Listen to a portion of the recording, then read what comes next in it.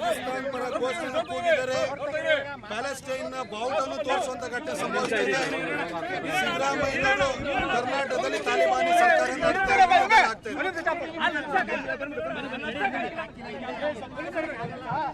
ಪದೇ ಪದೇ ಎಲ್ಲ ಕಡೆಗಳಲ್ಲೂ ಸಹ ಈ ರೀತಿ ಪಾಕಿಸ್ತಾನ ಪರ ಘೋಷಣೆ ಕೂಗುವಂತ ಸಿದ್ದರಾಮಯ್ಯನವರು ಅಧಿಕಾರದಿಂದ ತೊಲಗೋವರೆಗೂ ಕೂಡ ಇದೇ ಪರಿಸ್ಥಿತಿ ಇರುತ್ತೆ. ನಡೀತಾ ಇರುವಂತದ್ದು ತಾಲಿಬಾನಿ ಸರ್ಕಾರ. ಹಾಗಾಗಿಯೇ ಪಾಕಿಸ್ತಾನ ಪರ ಬಾವುಟ ತೋರಿಸುವಂತದ್ದು ಈ ತರ ಘಟನೆಗಳು ಸಂಭವಿಸ್ತಾ ಇದ್ದಾವೆ.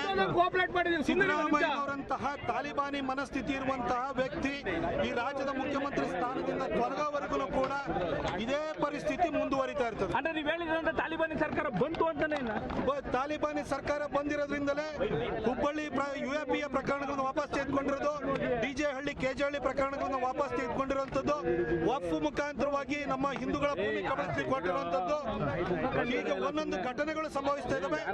ಶಾಂತಿಯುತವಾಗಿ ನಡೀಬೇಕಾಗಿದೆ. ಶಾಂತಿಯುತವಾಗಿದ್ದಂತ ಮಂಡ್ಯದಲ್ಲಿ ಕೆರಗೋಡು ಇನ್ಸಿಡೆಂಟ್ ಆಯ್ತು, ಮದ್ದೂರು ಇನ್ಸಿಡೆಂಟ್ ಆಗಿದೆ, ಇದಕ್ಕಿಂತ ಮೊದಲು ನಾಗಮಂಗಲದಲ್ಲಿ ಇನ್ಸಿಡೆಂಟ್ ಆಯ್ತು. ಎಲ್ಲಾ ಕಡೆ ಶಾಂತಿಯ ಪ್ರತಿಪಾದಕರು ಅಂತ ಹೇಳ್ಕೊಂಡು ಬಂದಿರೋರು ಕಲ್ಲು ಬಿಸೋಣ ಕೆಲಸ ಮಾಡ್ತಿದ್ದಾರೆ. ಯಾಕಂದ್ರೆ ನಮ್ಮ ಪರ ಸಿದ್ದರಾಮಯ್ಯ ಇದ್ದಾರೆ ಅಂತ ಅವ್ರಿಗೆ ಧೈರ್ಯ ಇದೆ. ಗೌರ್ಮೆಂಟ್ ಅವ್ರು ಇನ್ನ ನಿಂತಿದೆಲ್ಲ ಮಾಡ್ತಿದೆ. ಸಿದ್ದರಾಮಯ್ಯನವರೇ ಇದಕ್ಕೆಲ್ಲದಕ್ಕೂ ಕಾರಣ.